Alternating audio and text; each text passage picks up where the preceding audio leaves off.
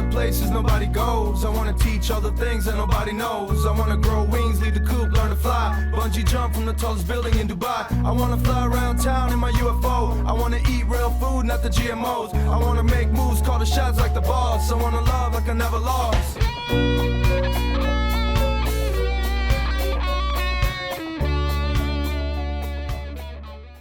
Thank you for joining us today here on Desertwood Days. I am your host, Kathy Blaze, and today I am with the funny guy, Mr. Brandon B. House. Welcome, Brandon. Thank you. I'm happy to be here. Thank you, guys. Such a pleasure. Such a pleasure. Thank you. So what's been up with you? I haven't seen you in a while. I've been trying to stay out of trouble ever since the the COVID-19, since had everybody on quarantine. So I've been staying low, working on my material, working on some projects. Yeah. So trying to stay busy. That's a good way to stay out of trouble. Yeah, being locked in your house, huh? Right. Yeah.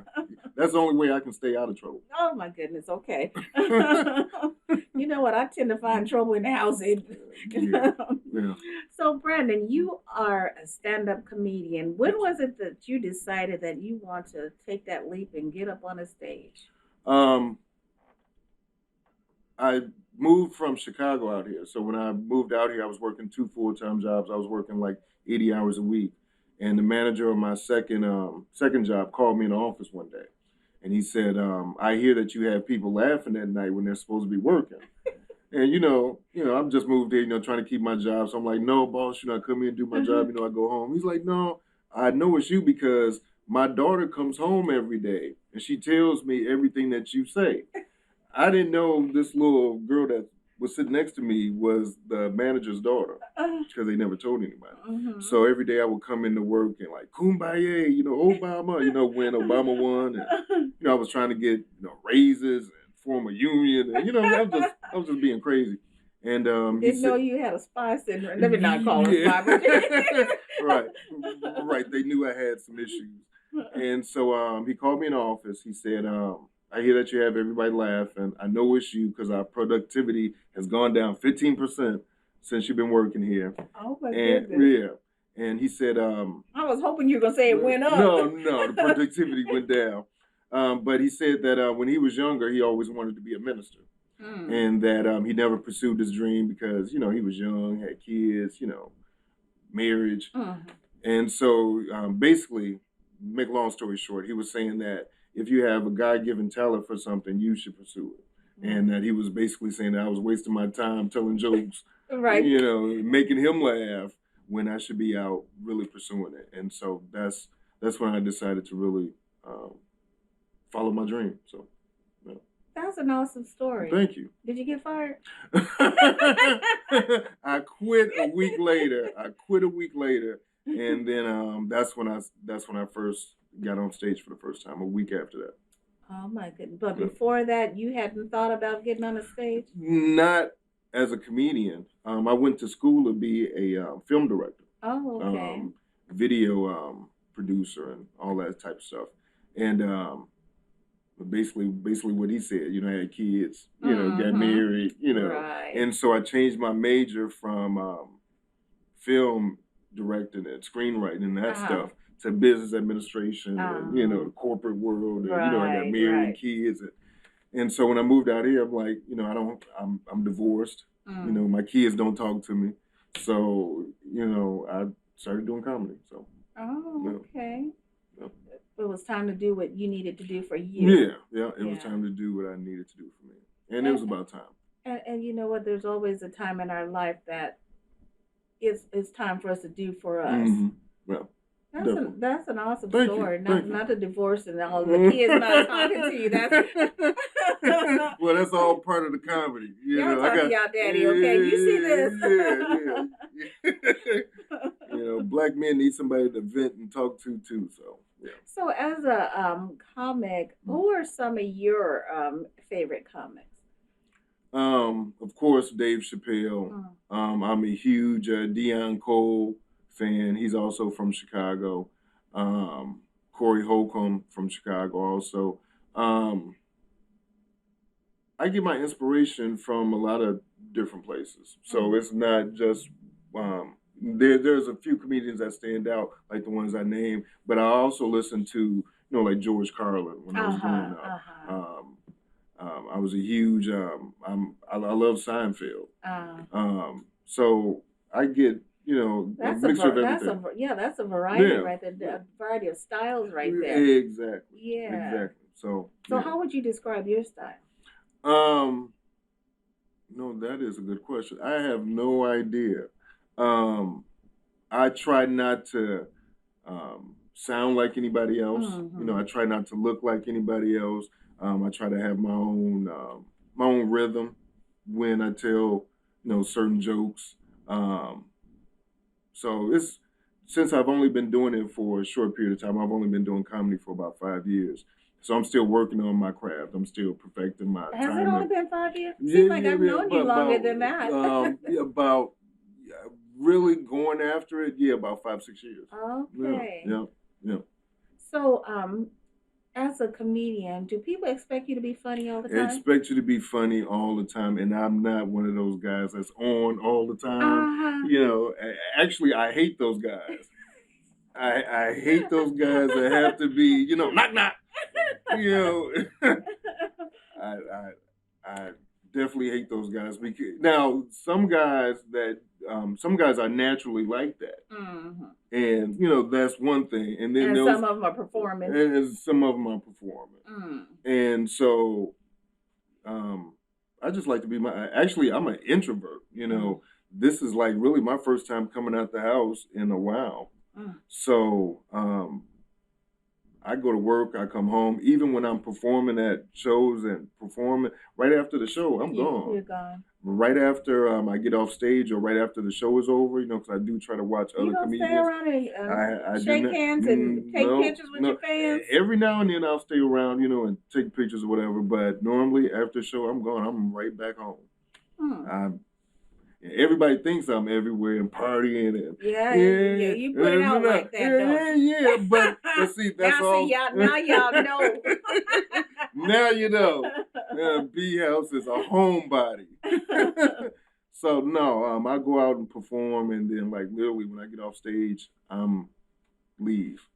Even when I produce my own shows, I'm gone right afterwards. So we've had some great comedians on here so far, and a couple of them, or was it just one of them, was known as a clean comedian. How do you? I'm definitely not a clean comedian. I am definitely. I got hired to do an after work set, and so I was, just Do you let them know that? Well, anybody who hires me should already know that you're not. Anybody that hires me should already know my material or what I do, and so. Do you remind them? Yeah, well, yeah. Actually, I got booked to do JP's Comedy Club out in I think it's Mesa or Chandler. So anyway, when I got there, this was like right during the height of the coronavirus, and I hadn't really been out performing, and I had never been to this place before. And so when I got there was a line outside and everything. So I had on a full hazmat suit. I had a full hazmat suit. Is he here to clean up something? Right. They know what was going on. I had the full hazmat suit, gas mask. And so I walked through the crowd, because once again, I had never been there before. So I'm trying to find out who I need to speak to, where's the green room at. And so a guy was like, hey, where are you going? You can't cut through the crowd. And I'm like, no, I'm performing. And the guy was like, who are you? And I was like, what other black guy do you know go come into a comedy club with a full hazmat? You hired me. You don't know who I am? And so he's like, oh, okay, B House. He said, you're not going to be vulgar tonight. I said, don't you know who you hired? I'm going to be very vulgar tonight just because. He said very vulgar. And so I went and killed the stage, had a good show, and then he wanted to book me for some other shows. So, it's... Was it a family type show? No. Okay. No. But my reputation precedes me sometimes. I'm sure. Yeah. Right. So what happens, what would have happened if, they didn't do their research, which, like you said, they should have. They hired you, so evidently they had to go and look at your work. If it had been in a different environment, if it was a family type show. Well, that was the other story I was about to get into. I got hired to do an after work show, and I went and was doing my normal routine, and I could see a few people's reactions in the audience was like, one of those things. And so after my set, I got off stage, and there was a guy in the back. He's like, "Let me talk to you for a minute." So I go back there, like, "Hey, how you doing?" He says, "No, some of your jokes are really racy, really, out there." I said, "Yeah, that's what I do." He said, "No, you don't understand. This is Catholic Cherries. The the venue was owned by Catholic Charities, and they were working with undocumented workers. Oh, okay. And working with migrants, and so I told some jokes about Mexicans, and, being here in Phoenix, how they can't drive, and I just went, yeah. So he was like, some of those jokes was kind of racy, because we work with undocumented people. But he said, you know what? But that shit was really funny. So I kind of thread the line between not being too offensive, but still kind of keeping it funny, not being racist or, that type of thing, or biased. Just, keeping it funny, I got you. Have you ever had a time where you just was stumped and couldn't come up with any new material? Yeah. There was a point in time when I was kind of going through some depression, going through some issues at work, and my relationship was coming to an end. I was dealing with, living here in Phoenix, and all of my family back in Chicago, and some of them not quite understanding, the transformation of moving, and so I was, kind of in a dark place, and and I couldn't write, I just didn't find too many things funny. Right. And so I stepped away for, I think maybe really 2 years. I really didn't do anything. And so the last show I did was with Shang. I booked comedian Shang in town. That was my last show as a comedian, as a promoter, producer, because I just needed to step away. Right. And so now that I've kind of worked out my work issues, my manager who was micromanaging me, I got her fired. No, I didn't get her fired. She got herself fired. My relationship, me and my ex broke up, and so I kind of got that out of my system. Right. So got you got a lot of things cleared up. Your life is at a point. Yeah. You ever seen The Godfather? Remember at the end of The Godfather how he killed all those people at the end of The Godfather? At the same time on the same day. That's basically what I had to do. I had to eliminate some people. Eliminate some things out of your life. Out of my life that was distracting me and taking me outside of what I was trying to accomplish. Right. And so you are a part of, now that I'm over here, this is a part of me coming back as a comedian and getting back into the game. So thank you for having me. You're welcome. It's a pleasure. I appreciate it. You also mentioned that you're a promoter. You promote other events yourself.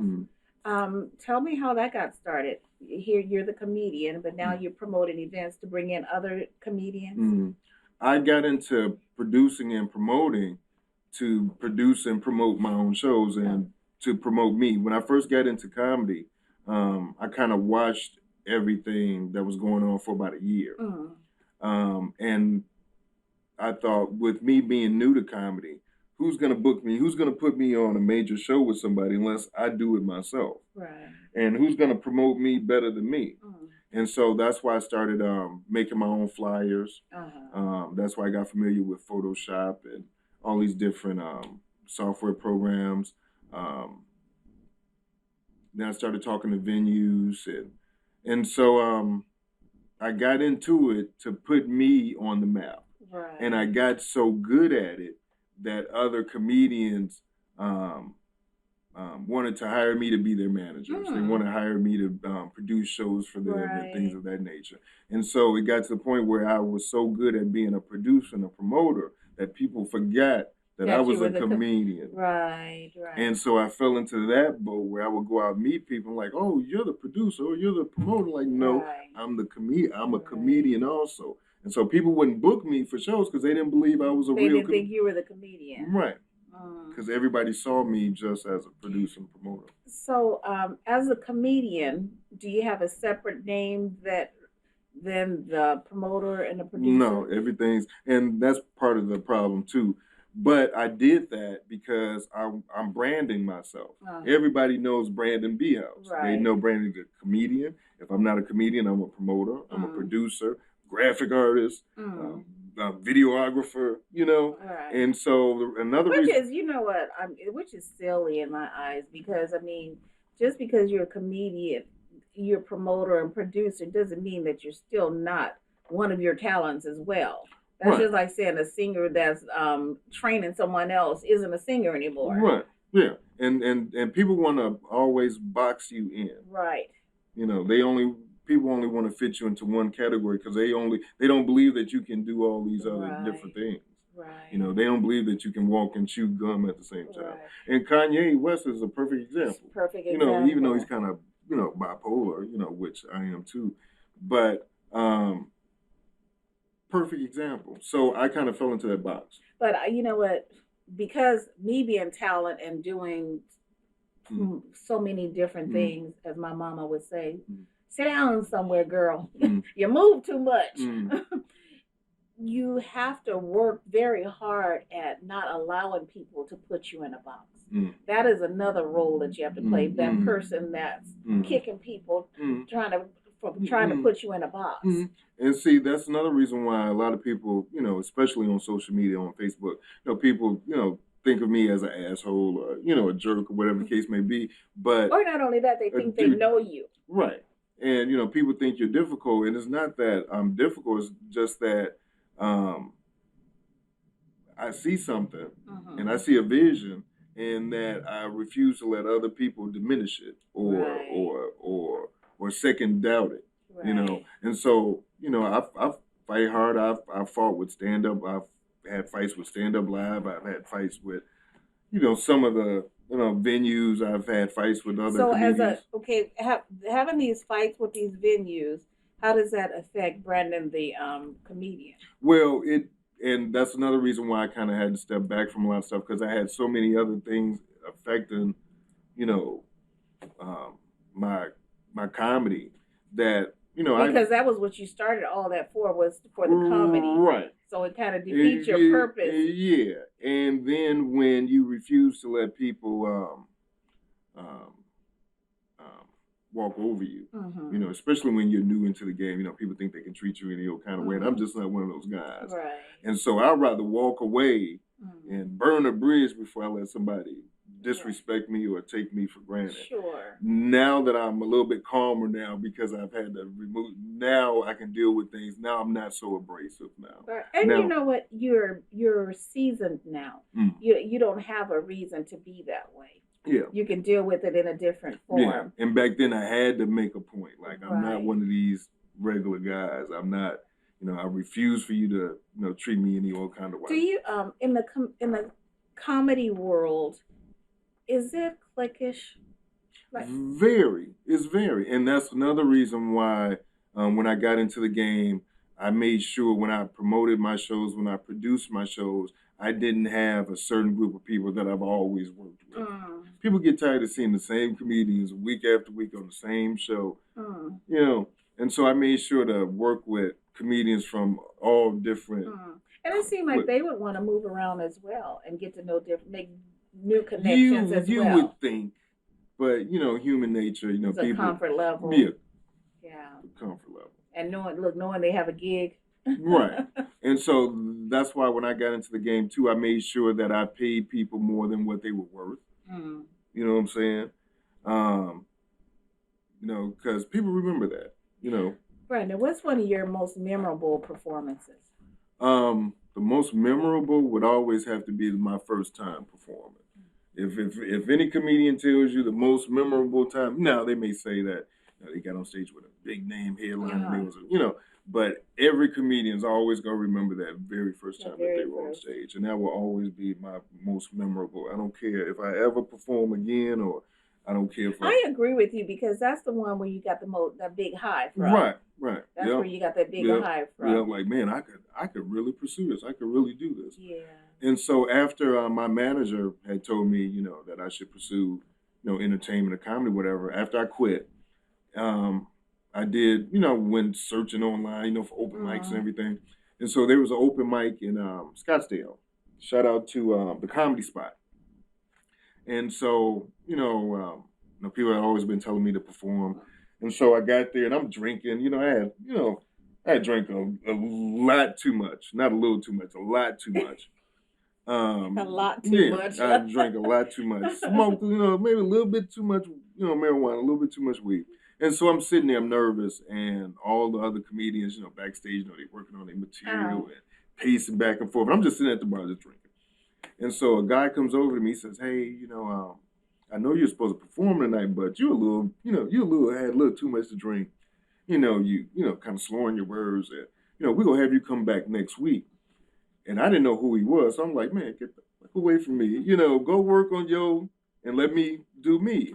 And he said, no, you don't understand. I own this place. This is my comedy club. Who are you talking to? So I'm like, oh, I'm sorry, so I explained to him this was my first time performing. I'm nervous. I mean no harm, no disrespect, but this is my first time. I got a lot of people here to see me perform. Right.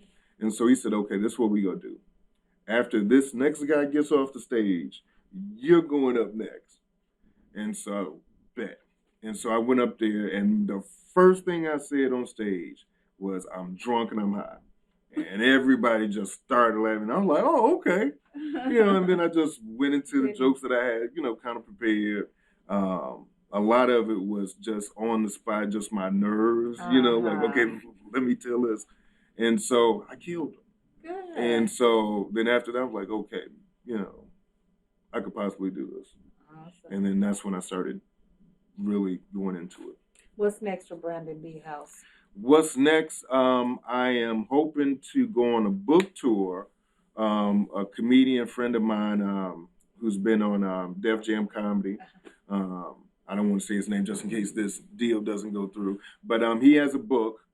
He kind of retired from doing comedy for a while, and so he's been writing. And a couple of his books are really doing well. And so the publisher wants him to go back on tour, just telling jokes, but also selling these books. And so he wants me to hopefully open up for him. So I'm kind of praying that goes through. Then I'm also working with Trends TV. They're based here in Phoenix. It's a streaming service, which all comedians are looking for right now to get their shows. It's a whole new world with the internet and everything. So anyway, my future sponsor that I'm working with, I'm hoping to be able to produce my own comedy shows, promote them, and then we're also going to film them and stream them into all the dorm rooms at ASU and all the dorm rooms at Columbia College. So those are the two big things that I'm working on right now. So where can our audience reach you? Reach me at I'm on Facebook, Brandon B. House. All of my social media is under Brandon B. House, BRANDONN. Don't ask me why my mother put two N's at the end of my name. And B House, BHOUSE. All my social media, Facebook, YouTube, Twitter, Instagram, Pornhub. Oh, Lord. All of that. And I'm hoping that my website that I'm working on, hopefully it'll be up soon by the first of the year, and that's brandonbhouse.com. So. Wonderful. It was a pleasure having you here. It was my pleasure. Mr. Thank Brandon you. B. House. Thank you.